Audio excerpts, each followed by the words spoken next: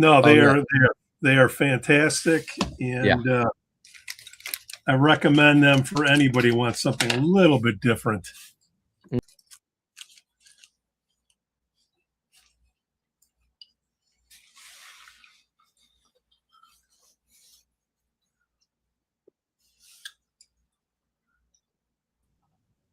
Hey, sorry. Where'd you go? I was trying to clear some notification they have on here. Oh, you cleared.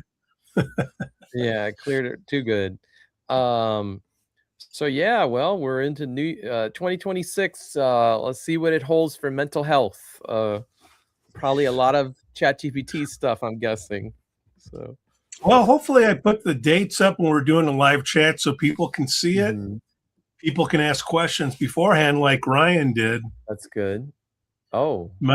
Methods for determining if fatigue from neurofeedback is a good sign or just normal part of training, or instead is a sign that you have the wrong protocol, etc. It depends. Yeah, right. Isn't that always the answer? Show me the raw EEG. Yeah. Hey, Jayhan, you're welcome. Hopefully that'll help out. We'll get a little bit more organized for you so you can see what's going on. And so you're putting these up where, like Facebook or the feed or YouTube rather? Or? It's at the beginning of the month, I'm going to put up all the dates that we're going to do the Q&A. So like I sent you that email that had all the links in there. Yes, I saw that. Yeah. Happy New Year, Ida. Ida, yes. The famous Ida and Jahan. Already, everybody's on this year. They're on task, on the ball. Well, we put everybody off over the holidays.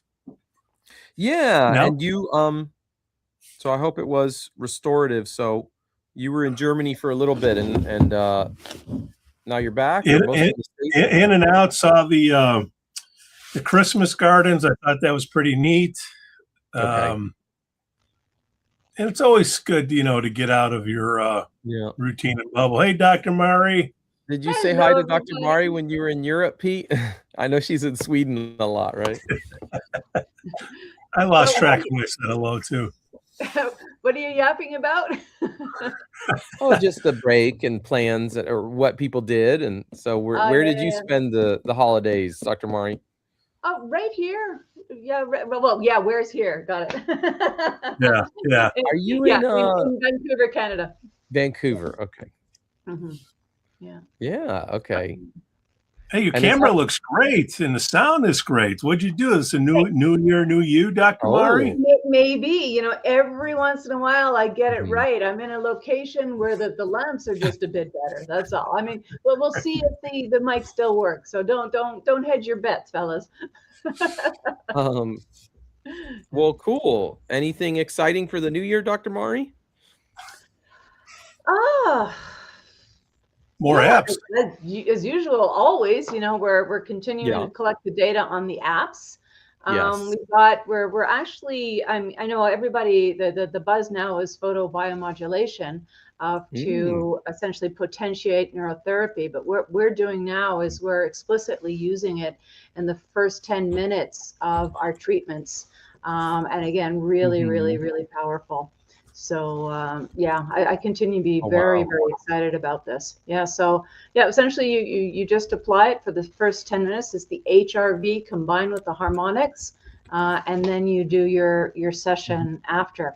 And of course you target whether you want arousal or quiet, and also what form of arousal, whether you want a creative arousal, just a pure, I don't want to be insulting, but you know me, I talk straight, regurgitative memory. So for individuals studying for tests where they just have to memorize and get it out, versus innovative or creative process. So we're, as usual, I get overexcited about this type of stuff. Actually, no, I don't get overexcited. It's really, really exciting stuff. How's that?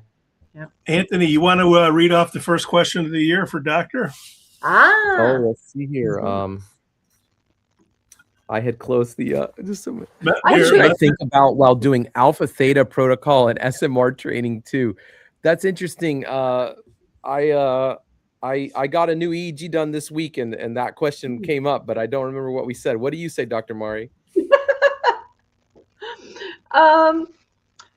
Well, I mean, we all know that you can influence alpha through your own creating your own guided imagery. Like if you close your eyes, you know, if you don't have a huge PTSD signature, you can get right in there, you know. Wow. So as I said, if you haven't lost or completely lost your alpha capacity, then you can get it like that. So it's very, very simple. Close your eyes and picture some kind of image. You know, the classic is, you know, a sailboat going over the horizon or a sunset, those type of things. And you just see alpha go, woo!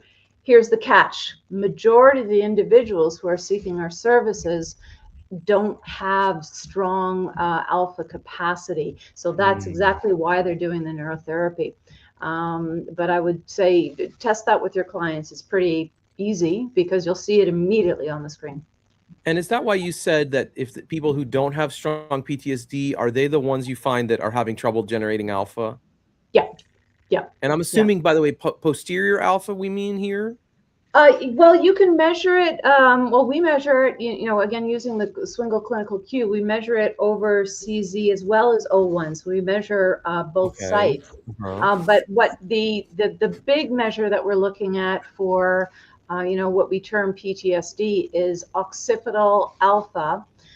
If it does not augment from an eyes open to an eyes closed condition, that's associated with the, so that's what we're talking about. So if you close your eyes and then imagine the classic proverbial sailboat going over the horizon, that's where you've got some good alpha.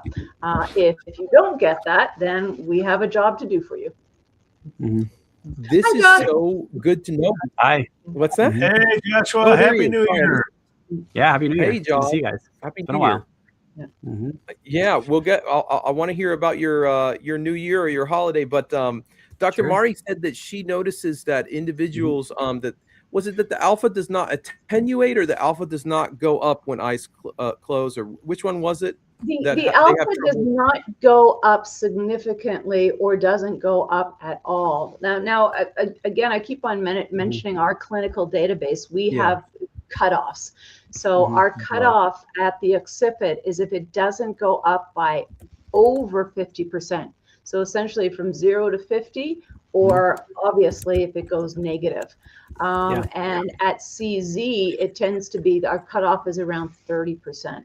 And it's actually pretty interesting because if it goes up, you know, 50% to 80%, that's healthy alpha. Okay. If it goes up 80 to around 100%, that's nice, robust. If it goes up 100 to 150, that tends to be highly, highly aligned with creativity and really good creative process, namely pattern recognition. So I like to say that doesn't just include our classic, you know, artistic singing and dancing. You know, pattern recognition is in mathematics, higher levels of architecture. So it's the classic form of artistry. And then for those of you who are familiar with my work in terms of what I call hijacking, you know, technological hijacking, the cutoff tends to be around 200. So if it goes over 200%, you have lost your creativity, and it's highly, highly associated in people under 40 with excessive interactive screen use or excessive process or EMF exposure. And I have very, very, very, very strong data on that. That's very interesting. The reason I was asking is Dr. Hill had said on this podcast that he sees people whose alpha does not go down when their eyes open. He finds that those are the ones that have trouble with visualization.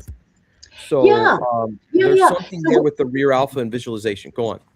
Yeah, no, it's another lens and a very, very valid lens. And that we also have in our, you know, the Swingle clinical Q. So the speed of the attenuation once you open your eyes is also associated with the, you know, speed of processing. So that's, a different lens. Same issues. Does Josh comment? ones. Well, it's one of Jay's phenotypes, the persistent alpha eyes open, and it's common sense to everybody who's practiced more than 5 years. Hopefully, it's good.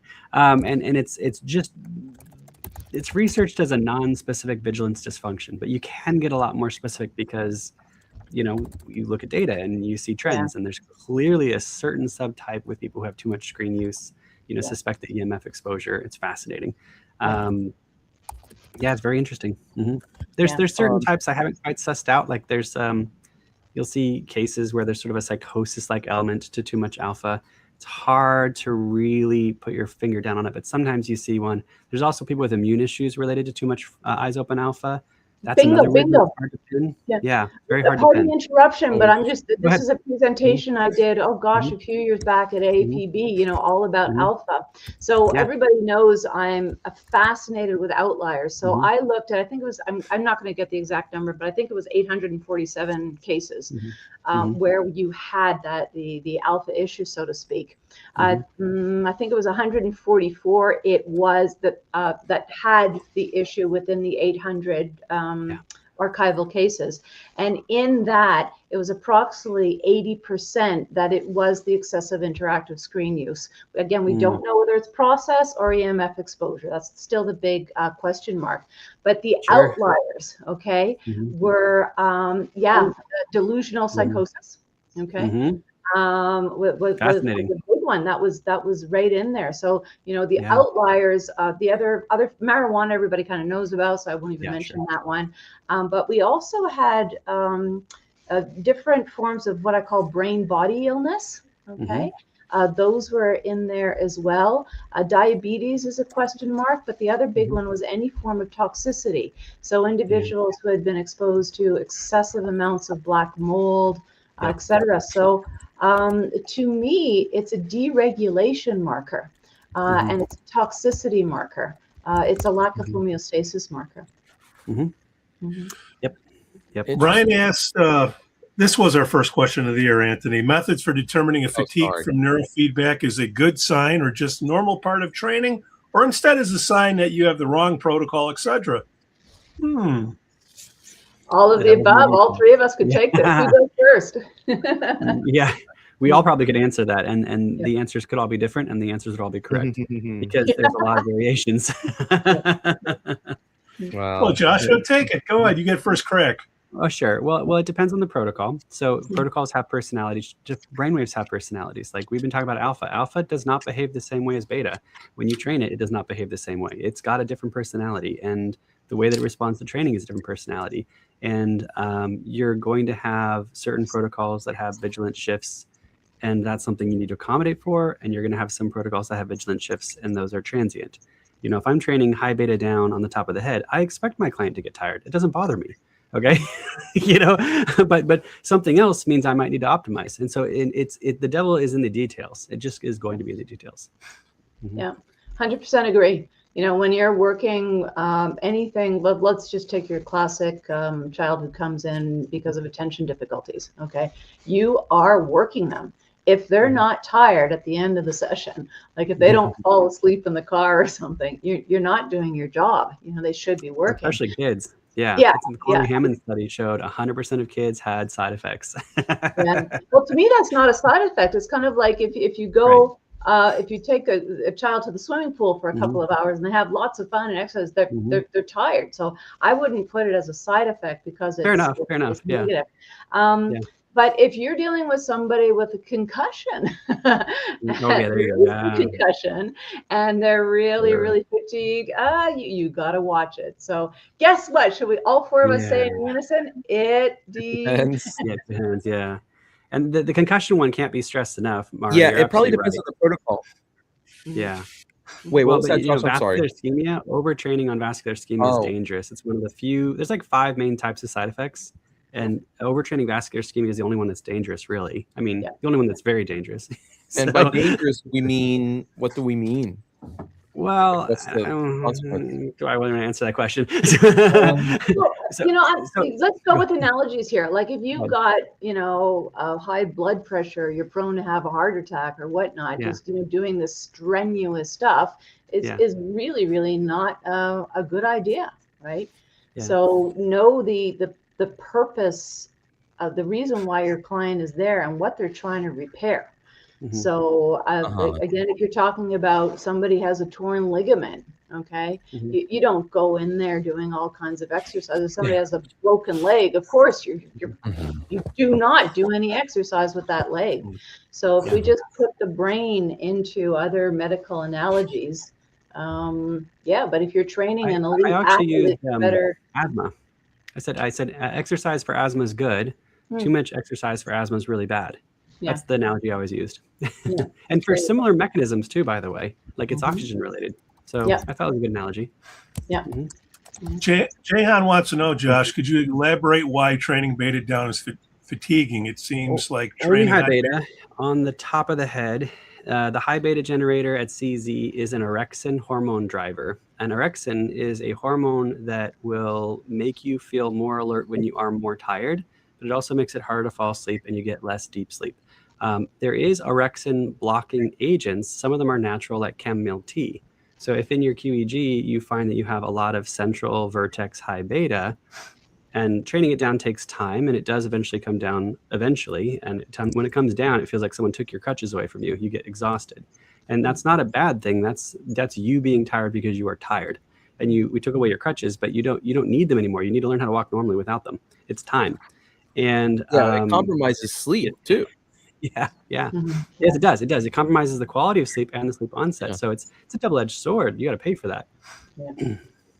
Ultimately, it's a good that thing. hyper arousal when you kind of cross over to the end of no return, which I think many of us when we're young, this is our superpower. And I can be ageist because I'm older, but typically after the age of 40 in females, it tends to bite you. Some males can go a little bit further. Here, I think the gender issue is probably because of the multiple duties that females tend to have, that they burn out a little bit earlier. I think that's due to good idea to mention here.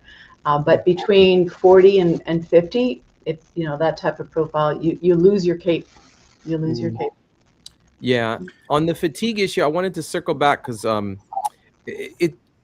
I also want to point out that if there is training that I have seen that compromises sleep, and I'll tell you a perfect example. A friend recently that I've talked about was doing what is it called? The headband that's neuro something that it's quantum and it's only showing your brain what it does. I can't remember. More. So anyway, they were doing that and they were like, Anthony, I don't know. I've been doing this for a couple weeks. I don't know why I feel so tired all the time. And sure enough, their sleep was compromised. And I was like, well, how much are you doing? And they were having them do 30-minute sessions, maybe more. And so I was like, could they cut the session as like a minimum?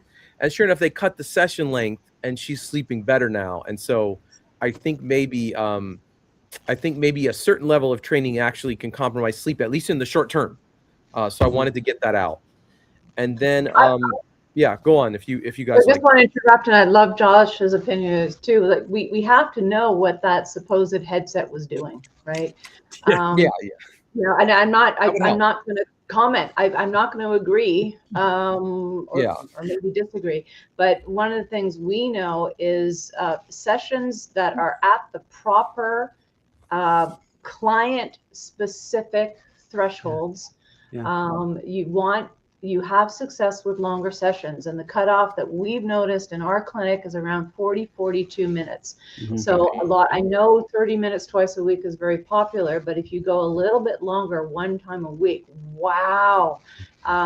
Because you not only get the data, the results in session, it sticks over time, right?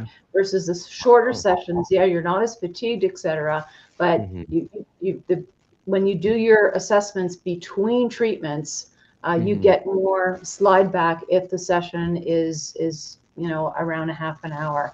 Now, I'd love to see some data that shows different, because there is that big possibility of the it depends again. But I can say, and here I am going to do one of these.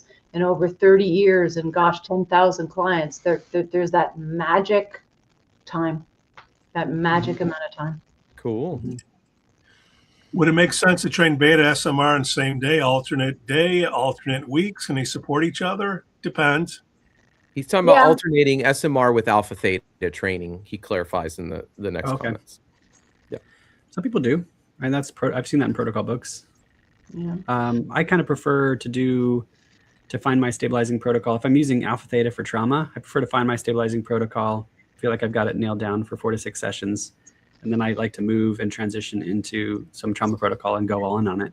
If I can, if their nervous system will let me, which it doesn't always. But it can be kind of a straight shot. And I like to just kind of knock it out if I can.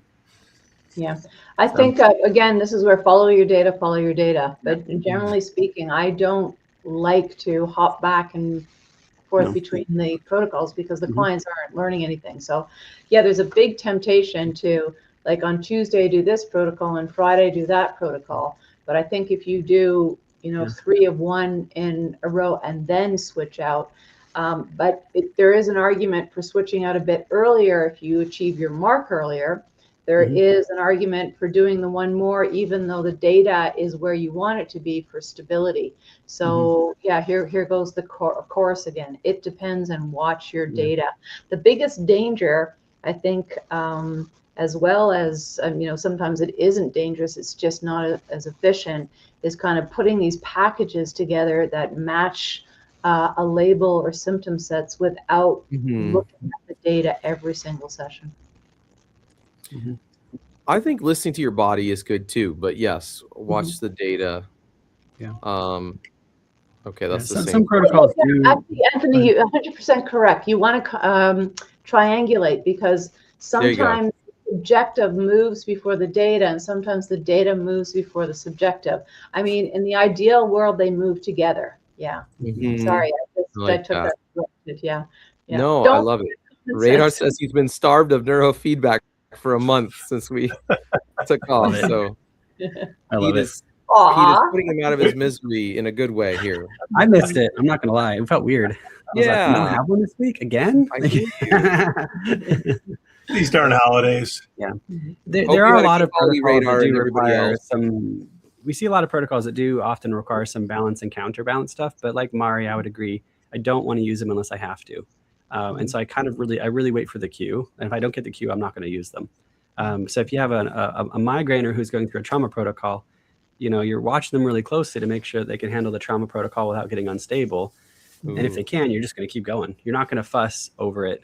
But sometimes you end up having to balance and counterbalance. And it doesn't feel good to have to go back and forth. And Ruth Lannis has shown in some maybe anecdotal discussions that the patients that aren't getting better by the end of her studies, they do get better, but they need sometimes 3 to 5 times as much treatment. And it's usually because they have focal slowing, they have paroxysms, they have instabilities, they have a history of traumatic brain injury, they have epilepsy. Those are the ones that aren't getting through the trauma protocols. And that makes perfect sense to me because that's what I see.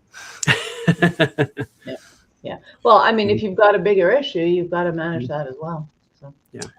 Would it make sense to train beta SMR on the same day, alternate weeks? Can they support each other? I think they answered that. But Yeah. Can we get that? All right. Mari, do you mean repeat clinical cues for data or the in-session data? Well, I can tell you the way we do it, which is we do the clinical cue. We establish based on, top priority of symptoms matching what we see in the clinical cue. So that's our start off. Obviously, there are hierarchies, which, we don't have the time to go through all of them, but there is logic to starting at one location versus the other, depending on what you see.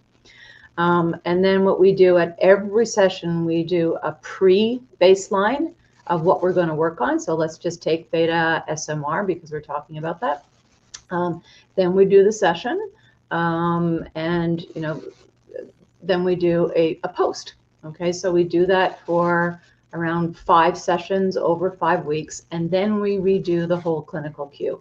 So this is how we, highly technical term, we see our stick rate across the 6 sessions or the 5 sessions, and we have our in-session progression as well.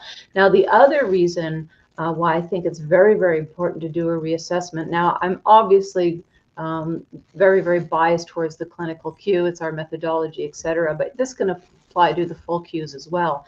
But, sometimes you're working on one thing and other things will switch and you're not working on them. So I call that recruitment. And generally speaking, the younger your client is, the higher likelihood that you're going to recruit other regions. So I would say, no, you don't have to. And I'd say it's overkill to do a clinical cue every session. But I would say you definitely want to do one every 5 to 12 sessions. In our clinic, people tend to tend to feel their first results between the first and the 5th session. That's why we work in rotations of 6. Okay. But after that, the clinician and the client can establish how often they want to repeat that. And that is different based on age and goals and things like that. Is it true that delta at CZ is correlated with sleep spindles? So could you train up delta at CZ and get similar results to training SMR? Thank you, Radar. I think he's talking about how. What did Joshua say there? Do train, please. He's talking about K complexes because a sleep spindle is part of something called a K complex, which fires to keep you asleep and at sleep onset. But I know you shouldn't train the delta directly, but I couldn't tell you precisely why. Does someone else want to answer that? Things get weird. Slow you down. Yeah. Joints instead, right? No. Maybe the difference is the SMR. So when you train SMR, the studies show that sleep onset gets quicker. So in part, you're training sleep onset, whereas delta means that part of the cortex is asleep. So maybe that's the difference. I don't know. You're training a process versus a state or something. When you do see delta, you don't want to just assume that it is like a sleep function. There's actually vigilant staging that you want to remember. Like someone's perfectly vigilant A1, it's alpha at O1, O2. It moves up to PZ at A2. It shows up in the frontal lobe at A3. It drops out at the next stage, which is B1. Things get slow at B2, and then you start to see vertex activity, which is at delta around B2 and sleep. And that's the next stage. And I do think that practitioners should actually start memorizing that process. So that's what alpha does. Because it's all blurred together in Z-scores, but you can understand what you're looking at based on like if delta is showing up and there's alpha, that's not sleep delta. They're awake. Josh, I just want to repeat what you said. Go on. Yeah. No, I just want to magnify and literally repeat what Josh says. It all blurs together in Z-scores. Okay. Yeah. So be really, really careful. And in delta is one of those things, just the way we were saying, don't train beta up at, you pop a kid, especially if there's any chance of, being on the spectrum. Delta is another one where, if you're J and you have a real good reason for doing it, nobody is going to tell you not to. But I would say even those of us with 10, 20, 30 years experience, you better have, pardon my language, a damn good rationale because, generally speaking, it's not a good idea. And then follow up. He has a follow-up of why is there a fear of training delta when the old author method trained 0 to 3 hertz all the time? It's not the same thing. I mean, it wasn't 0 to 3. It was more like low 0 to like 2, which is not necessarily the same as delta. It's semantics. Yeah. And some of that was 2-channel too, wasn't it? Yeah. So you're training the difference. You're not actually moving. If you're not actually bringing up alpha, you're ensuring that you're not actually bringing up delta, you're ensuring that delta is balanced across the hemispheres, has nothing. So please, it's not what you think it is. Yeah. It's like relative delta or something. I have heard, Jehan said, I've heard training SMR might not change the number. I'm guessing he means like the sleep spindle density or something, even though it can have a broad effect. I'm not always sure how to look at changes over time. Do we rely more on symptoms? For SMR, I guess. Well, anything in mental health, we want to have symptom corroboration. Otherwise, what's the point? And then the second part is, as Jay says, this is the analogy he gave me like 2 weeks ago, and it's still stuck in my brain. So I'm going to share with all of you, and you have to carry it now. He says, if you let midgets in the room, that's like your SMR spindles. You can get more midgets, but they don't get taller. So you get a lot more midgets, but they're still small. Yeah. so it does, now I think there was an actual doctoral thesis by, I think it was, that was another podcaster, I'm forgetting his name, but it was on what percentage of the time do the spindles actually increase versus increase in interval versus no change. And it was like the majority of the change is the interval of the spindle rather than the size. Yeah. So actually, this would probably be a good one to bring up tomorrow. It's kind of funny. It's the one, probably the one region where I'm not as cautious as Jay suggests that we be, that I do work a little bit more with SMR for sleep. But sometimes we find if you do have the phenotypical signature that tends to be associated with ADHD and sleep issues with, progressively a lot of the work of Martin Arns, et cetera, ADHD is a sleep issue, but way back in the day, we do theta SMR training, and children would sleep better and they do better in school. Very, very simple. But you can apparently cross over and do too much theta SMR and have people, shall we say, sleep a little too much and a little too long.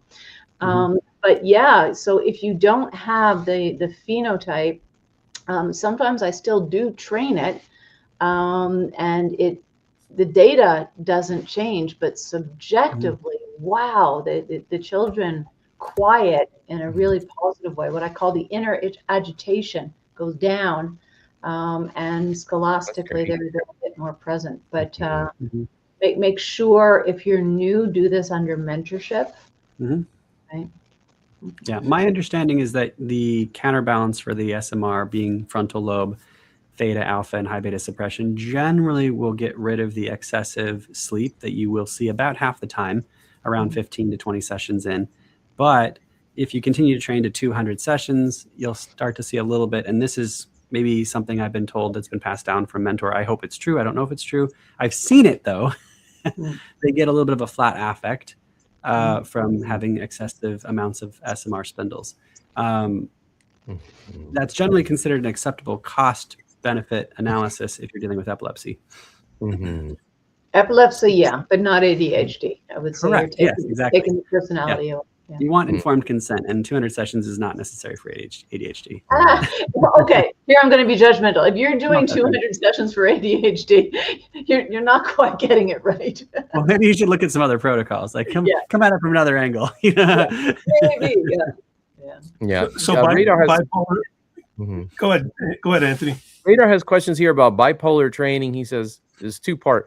So bipolar training does not impact amplitudes. And then he says, why does everyone get salty and say that monopolar protocols are technically bipolar since the ears are not electrically inert? I love this one. This is a good one. Semantics again. It sucks. Okay, you first, Josh, and I'll piggyback. So general neuroscience, this is not a flaw of neurofeedback. It's a flaw within all of neuroscience. Bipolar was supposed to be in reference to the methodology of common mode rejection, and it was not intended to be conflated with two sensors on the head with one channel. But that's what all of neuroscience conflated it as, and it's too late to go back. So we were supposed to call it sequential when you had one channel and two sensors on the head. And then bipolar was just the process of common mode rejection. Everything was always bipolar. Unfortunately, it's too late to correct that. And it wasn't our fault. It was just general neuroscience. That was a flaw within the whole field. And so there is a common theme in neuroscience where there's 6 names for everything, and those names also contradict each other. This is one of them. A good one. And I'll just kind of jump in. The language I like to use is 1 channel and 2 channel. I think it's far more accurate. So we all know what happens with 1 channel. Again, leaning on Josh's explanation. But when you do work with 2 channels, as I said, yes, you are training the difference, but that can affect amplitude. And there are protocols for very, very, I would say, one channel treatment resistance, where you do things like 2 channels up, down, etc. You kind of counter. I'm not going to give out the protocols because you need to be experienced to do this. So again, mentor. And I think both Josh and I do mentor on these things if people are curious, but it is if we got completely out of science, the wiggle jiggle effect, but the classic is the car. So if your car is stuck in the snow, okay, and you go forward, sometimes you just get deeper and deeper. But sometimes if you go a little bit back and then you go forward, you can get out of it. So that's sometimes where we use 2-channel work to go the opposite direction of where you want to go with the 1-channel. Okay. Yeah. And if anybody understood what I just said, then you don't need mentorship. If you didn't understand it, There's also a study specifically for SMR showing that along the sensory motor strip, desynchronized sensory motor rhythm bursts are more effective than synchronized sensory motor rhythm bursts. So when you use a sequential training, so 1 channel, 2 locations, you're essentially giving a greater reward for bursts that are different, and you're giving a lesser reward for bursts that are more similar. And so you're kind of in a dynamic way rewarding that desynchronized kind of popcorn-like effect. And there is a specific study that showed that to be more effective and more stabilizing to the brain. It's like, oh, cool. So there's some methodology, there's some reasons for it. Like, yeah. Is there a way to actually measure SMR density and contrast amplitude? Well, all the softwares allow you to average things up depending on how you run it. But yeah, you can do that. So you can have something that's the same size and it shows up more often. You can average it up more. Flat effect is probably not nearly as bad as some of the side effects you see with anticonvulsants. Yeah. And sometimes it's for the same reason. So Keppra increases beta, it increases low beta. And so some of the flat affect associated with Keppra is not actually different, probably. Fair enough. Well, I mean, I think most of us here have a beef with antipsychotics being used more than anticonvulsants. Yeah, sure. Absolutely. I think that's true. Anyone, I'd be a little concerned if someone disagreed with that statement. So it's a new year. What's coming into the office? Anything new? Any trends? Anybody seen anything, or is it too soon? I get my hard chamber HBOT system on Tuesday. Ooh, nice. Okay. Yeah. We're hiring a doctor, so that was always a bucket list to hire a doctor. It's exciting. Nice. Is it going to get its own room? It's going to get its own room. Yeah, it's going to get its own room. Yeah, we're undercutting the local cost by 70%. Nice. We don't need it to pay the bills. It's more going to be a supportive therapy. So sounds like a bargain. Yeah. You got to pay that fixed cost. I mean, the room's paid for, so we're just taking advantage of the fact that the ship's already sailing, and we're going to throw it on the side. You said you got a doctor. Is that for a particular reason? I don't want to be the reason for a new law. So oxygen that comes from a tank is a drug. Oxygen that comes from a condenser is not a drug. But what's coming out of the tube is the same thing. And there's a really gray line because soft chambers were like 1.3 pressure. And now they have hard chambers that are still considered mild, but they're up to 2 pressure. And they're still using condensers. And it's like, man, we are straddling a gray line here. And I just know there's going to be somebody's going to swoop in. And what we want to do is we want to do something that it just feels more medical anyways. And so it's like, well, why don't we just do this right instead of dancing around the language, instead of walking this impossible gray line where we could be responsible for creating a new law? Let's just not do it. And there are some serious concerns with things you want to medically triage out. People who have risk of pulmonary, lung disease are not a good candidate. People with cataracts are not a good candidate. People who can't do the Valsalva maneuver, which is where you pop your eardrums, they're not a good candidate. And these are things that are better evaluated by a medical professional. Like, it needs to be screened. There's a few more, but those are the big ones. Very cool. Diligence, do it right, do it safe, right? Yeah. That's great. That's innovative.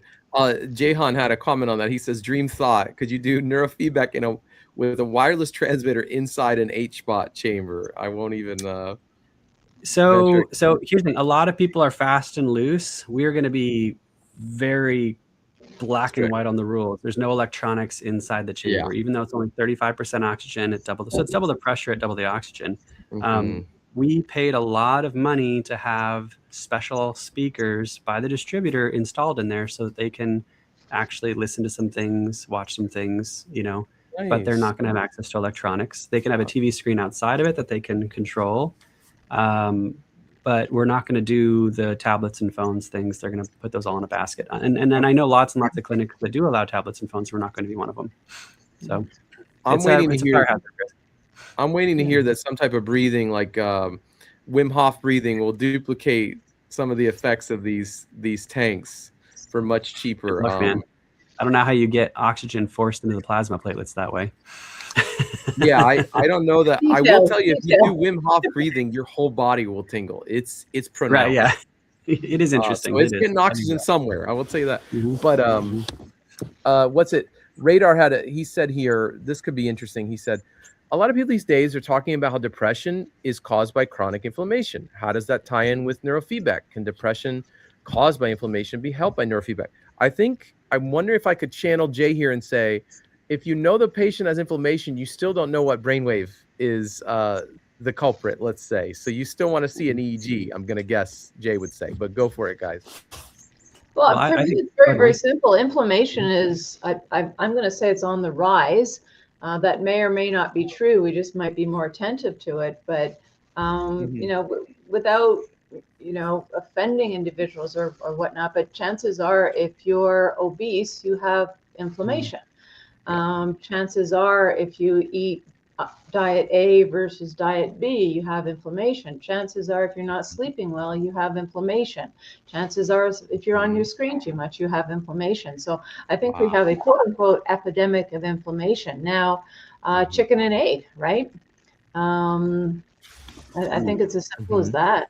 I don't know to what extent we can separate them out. But we do work, with people, and some of them we know they have inflammation, and some of them we don't have the tests. Josh, I don't know whether you want to go into more detail, but to me, I have a lot of thoughts on it. I love what you said, Dr. Mario. So let's hear, and I'm excited to hear Josh now too. Well, if you're depressed enough, you'll get inflammation. If you're inflamed enough, you'll get depressed. And we don't know why those two are so causally linked, but they are. And so, serotonin, antidepressants, there was a meta-analysis in 2020 that showed from spinal taps on hundreds of patients that people who benefited from SSRIs were not low in serotonin. So it's like, okay, what is an excess of serotonin really doing? Some sort of perturbation effect that's actually helping these individuals. And the thing that they landed on was that it might be something closer to an anti-inflammatory effect. Jeez. It's like, here we are again, a lot of neurofeedback protocols reduce inflammation for one reason or the other, whether it's the sensory motor rhythm, which is directly affecting the sleep spindles, which actually mobilize your microglial into doing M1 to M2 conversion. That's a very specific reduction in inflammation by mechanism of action. And then other things that also benefit in other ways. So we like neurofeedback, but there's also a lifestyle to go with it. Just like I think Mari will back me up on, we're life coaches, we're therapists. We want our clients to partner with us in the process of getting better. And that's how we're going to get our best results.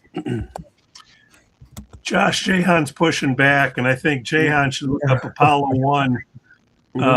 Josh, I definitely like noise-canceling headphones in an HBOT chamber. I understand the risk, but chambers can be so noisy. I used to use earplugs, but noise-canceling earphones are so much better. I got two thoughts on that. One, I have a friend who patented a muffler for the HBOT system, and I'll probably just use that. And the second piece is that if you look up industrial headphones, you can find headphones that are specifically designed to be electrically safe for volatile gas areas. They're expensive. You're going to pay $300 for a pair of headphones, but you can take those into the HBOT system, and you can buy those without having manufacturer concerns for the HBOT. They don't need to be pre-approved because they are pre-approved for being used in flammable gas areas that are much, much more flammable than oxygen. So you'll be all right. So there are ways to do it, Jahan. And we're open to all those things. We're kind of waiting to see where the demand is. I'm personally okay with letting people sit with a pen and paper and do a little bit of journaling.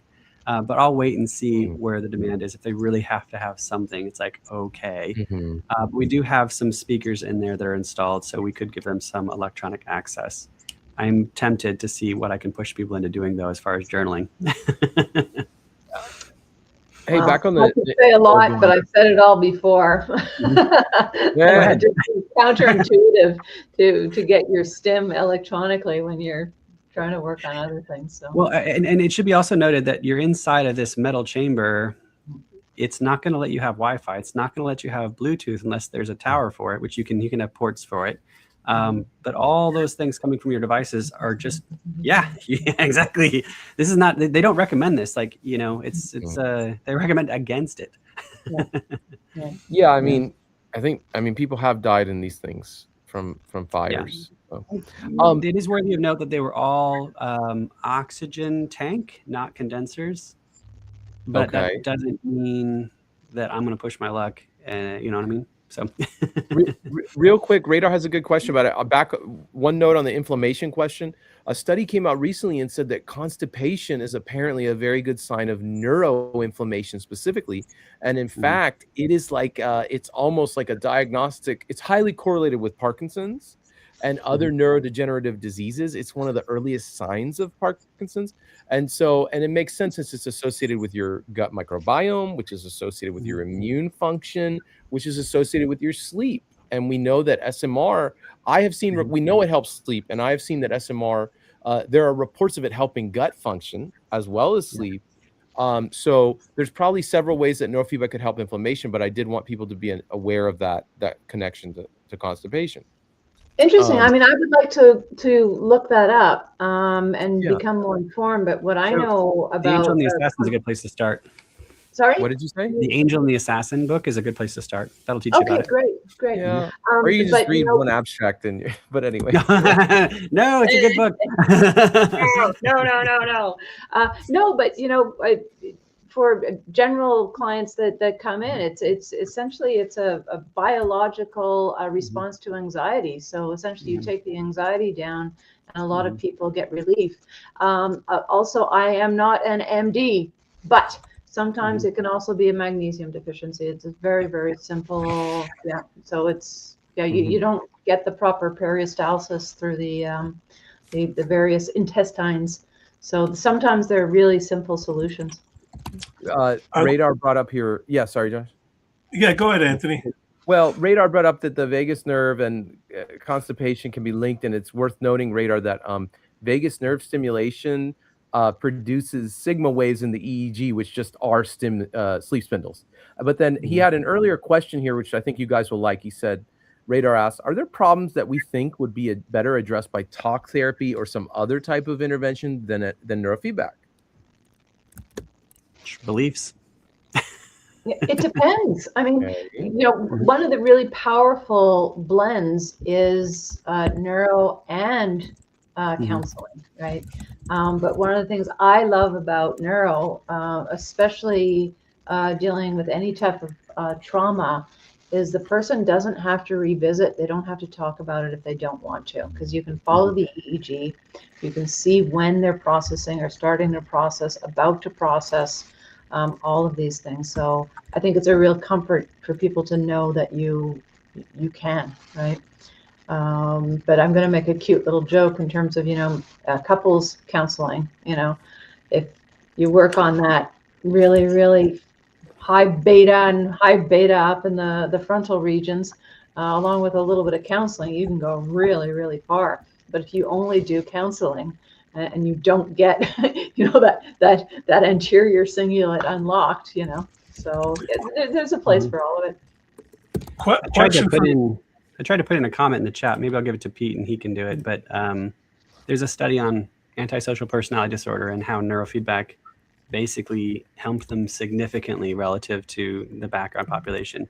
You know, sometimes you need everything. Yeah, it's good to have a few things in your toolbox. Yeah. Sieber and Fisher has some really good. Her book will cover a handful of case studies on that too. I don't know how to get this link through here. Let me see if I can put it in regular chat, and I'll just copy and paste it. Oh, there you go. It went through. I just had to show you, but there you go. Yeah. And then a shout out to Seaburn Fisher. Here she's under the weather, recovering. Hopefully she's doing well. Well, I mean, I don't know if you paid close attention, but she's like under the weather because of microstrokes. And so she's currently building a stroke presentation that she's excited to share. I'm like, you're working. So you're working. She's got this whole stroke thing lined up. Yeah. Question for the panel. It's January. I'm sure all the gyms have been full the last 2 days, and it will slowly get less busy. But if you could pick one thing, like sober January, that's a thing, right? Mm-hmm. Working out, that's a thing. I don't hear anybody saying, hey, I'm going to get 8 hours of sleep tonight. Yeah. If you could pick one of those three things, what do you think would be the best for mental health? Sleep. Wait, what was that? Sleep. Yeah. Well, and that's one thing we didn't say that we should have said was that neurofeedback protocol should enhance your sleep. I don't know that there's a lot of exceptions that you can watch their sleep, and your goal is generally to enhance their sleep and make sleep work better. And it can be a bumpy ride, and that's okay. But you really, really want to see sleep improvements. And yeah. And even, not even thinking about neurotherapy, turn off your phones 2 hours before you want your head to hit the pillow, and get to bed an hour earlier than you usually do, right? Simple as that, literally give the time and the presence to the potential for sleep. But is there anything marketed out there that says sleep more? Like we have Mental Health Awareness Month, we have, but just, it's not sexy to want to sleep more, is it? I mean, I wrote about this eons ago. It's like when you go into the office and everybody's chatting around, the old-fashioned water cooler, before the days of their phones, oh, I stayed up so late working on the project, blah, blah, blah. That's the person who gets the person who talks about their deprivation, as opposed to the person who's, oh, I was in bed at 9 o'clock and my wife and I made love and da, da, da. And they're like, shut up, So essentially the people who really are taking care of themselves in a natural, not fanatical way. Okay, so we don't want to put in the one, I ran 10K and blah, blah, blah. So I'm not talking about this excessive health regime, but people who very simplistically, and I mean that as a compliment, people who use simple protocols, and life routines towards their health, time for self, time for friends, time for family, time for sleep, we don't admire them the way we should, But you really don't hear anything about, hey, today's the night, or tonight's the night I'm going to get 8 hours of sleep. You just, nothing. Yeah. All right. Been watching a lot of true crime content the last couple of weeks, Radar has. It seems like a lot of serial killers have OCD and extremely low empathy. Who wants to define a serial killer on this show? Well, who was it? I don't know if somebody would remember, but they this goes way, way, way back. They did cues on the folks on death row, and they universally found the hot cingulate, which is your OCD. And I think it's very, very true. I mean, most of us in a moment of rage or whatnot have thought about killing somebody, figuratively, and we don't go through with it. Why? Or even individuals like in horrible relationships or something has really gone wrong, they can obsess on these things, but there's no intentionality of any of this. It doesn't lock in. But yes, psychopaths and real killers, you bet that is a form of OCD, I would say. Some people line their little towels in a row and other people murder. Yeah. They're also known for being meticulous. That's why they can help you get away with things. So I think Dr. Amen looked at 22 cases with his SPECT scan and identified OCD in combination with a left hemisphere injury, which was something that would basically knock out your value system. So you're getting the antisocial component and the OCD component in combination. That's the recipe for a serial killer. You can have problems, but the recipe for a serial killer does usually include a left hemisphere injury. Cool. Yeah. But Anthony, if you can do a deep dive, the person whose name I totally don't remember, this would have been in the late 1980s, I think, early 1990s that they did this. So it's old knowledge that hasn't gained any tracks. Yeah. Is this the hot cingulate thing? Or what is it that you're asking me to look for here? Sorry. And I know you just kind of look. Who did the study of the cues on the folks on death row? Yes. Okay. I'll look for that. Yeah. So then radar says, so if you just train down the anterior cingulate failure mode, then empathy will increase. That's what the study showed on the 13 case studies I posted earlier. Mm-hmm. Oh, where did you? Yeah. That's the bug. Okay, I'm going to save that then. That's great. Yeah, Cermelli and Ertem, 2009. Mm-hmm. Yeah. Well, wonderful for couples counseling, by the way. Wonderful for couples counseling. Mm-hmm. Yeah. Well, I said on this post that I call theta and alpha down at FZ, the love protocol, because I've seen it immediately restore people's empathy. And probably beta down too, obviously. So yeah, calming. I 100% believe it. You have no trouble convincing me. That was great. I do really believe in phenotyping, because I do have a handful of couples that I'm doing that couples protocol with, and you're basically brain map both couples. You don't have them do skills coaching. You don't have them do conflict resolution. You basically work on their brain for the first few months. Then you switch to skills coaching, and then you do counseling.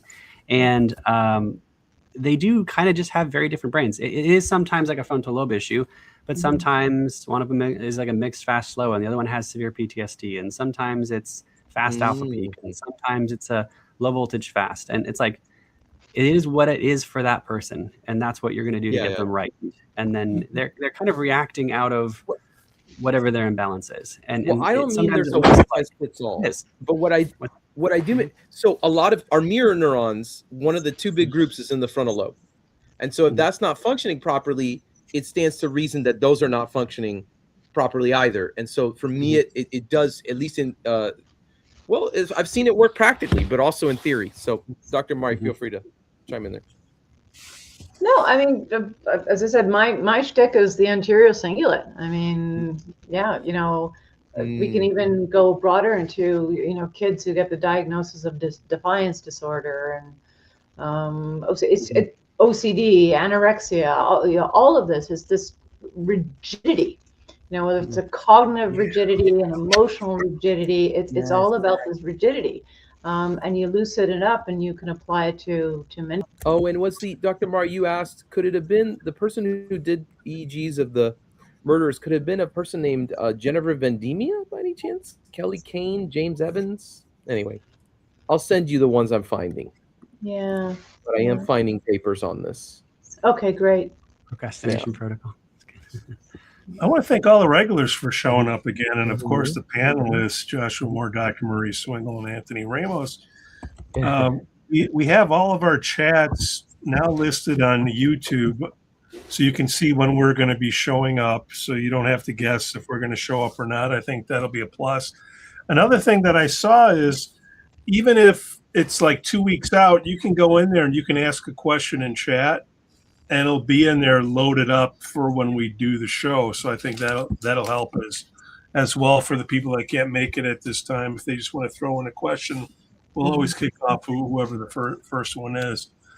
And then Tori, I'm currently doing bipolar training. If they go low hertz, they get flu-like symptoms. If they go low high, I have a problem with sleep.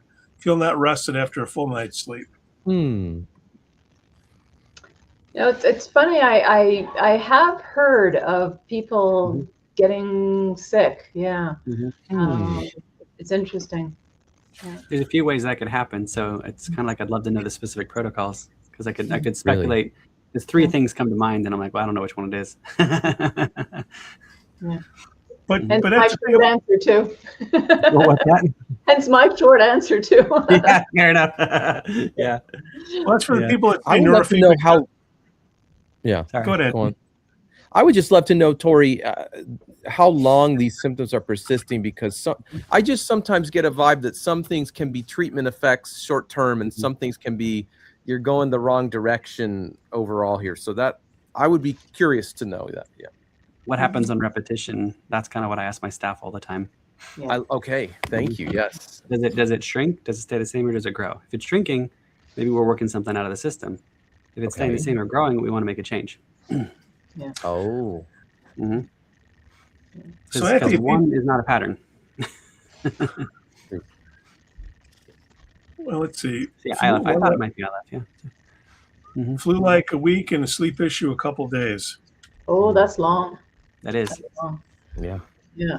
No, there might be something else going on there. But one of the things of like just to help enhance the immune system, getting alpha tuned up really can help with immune system resistance. So yeah, depending on what you're doing, seeing if you're taking alpha the wrong way or something. That's the only thing that comes to mind. But I'm completely speculating. But I would say if a flu a week, I'd say they probably have the flu. Then Ryan says he reactivated a neck muscle injury a few months ago, which triggered neuroinflammation symptoms I had during long COVID.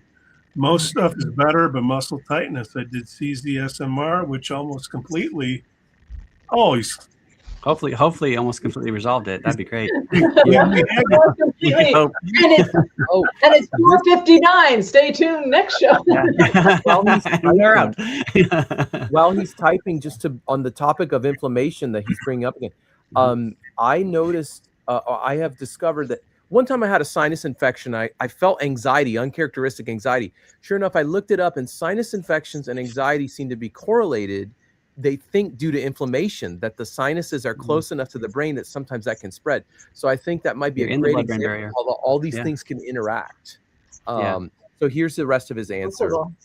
It says it eliminated his longstanding muscle tension, the SMR, CZSMR, but it wiped his energy levels for 3 days, 3+ days. Yeah. Any advice, ideas on why it was so good yet so bad for me? I would assume the long-standing muscle tension issue resolved permanently, and the energy levels were wiped out for 3+ days, just temporarily.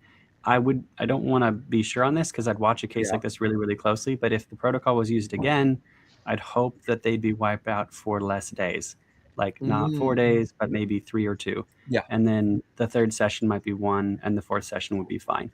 And there's reasons why you're mobilizing a lot of systems when you're training up SMR, because this SMR can be like a conductor in the brain. So, who knows what you're doing? You don't even know. We're just muddling with the deep things here. Well, don't forget also, some earlier stuff on SMR coordination, right? I think people have forgotten that. But again, I have to qualify. I'm not a physiotherapist. I'm not an MD, etc. But if you're dealing with chronic muscle tension and you release it, you get exhaustion. So with the relief also comes exhaustion. So I would say you need a few other disciplines in here to help calm it. But that's just a thought. Tori has a question for Dr. Mari. I know we're going late, but I think she'll like this. She said, I bought the Swingle Sonic app. Can I listen more than once a day? And if I have the volume too low, I don't feel anything. I don't feel as calm. Okay, so this is one of those, it depends. Volume is very relative, but most people have a habit of having it too loud. So you want it the lowest possible volume where you can hear it and you feel the effects. We recommend that people use it once a day. If you really want to, please do use it twice a day. If somebody is just full of anxiety, you can use it more often, but you want to be cautious and really know what your objectives are. And this is where, I have a little hee here in terms of transparency.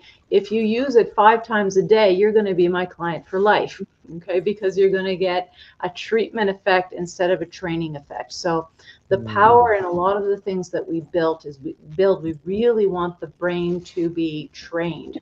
So just to kind of go over treatment effect versus training effect again, when you have a treatment effect in a pharmaceutical model, you take a pill, you feel good. You take a pill, you feel good. You take a pill, you feel good. You stop taking the pill, you don't feel good. A training model is where you take the pill, you feel good, you take the pill, et cetera, but then when you stop taking the quote unquote medication, you still feel good. So in terms of the way we use the app in-house, people use it very regularly over around a 6-month period. Then they start to titrate, and then you kind of keep it in the back. You use it when you need it.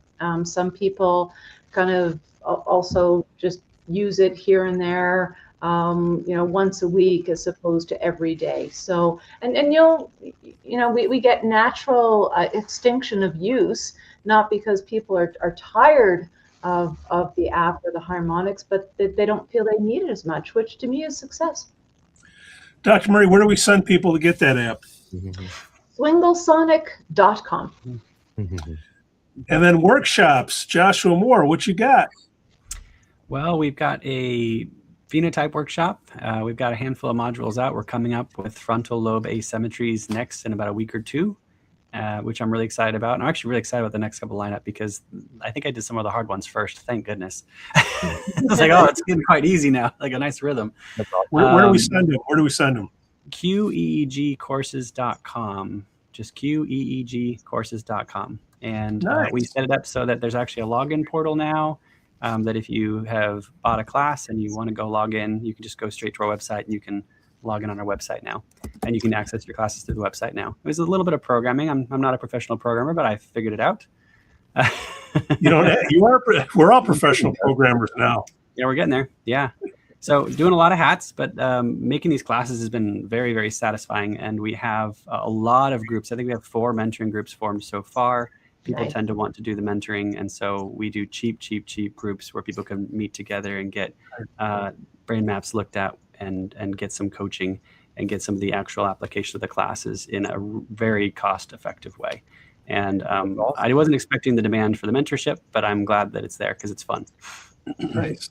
Then Anthony Ramos, I'm jonesing for some tech chat. Any ideas where I can go? You can find myself and many others of us on Facebook, in several groups, Science and Technology Discoveries and Brainmaster and Neurofeedback Exchange. So thank you.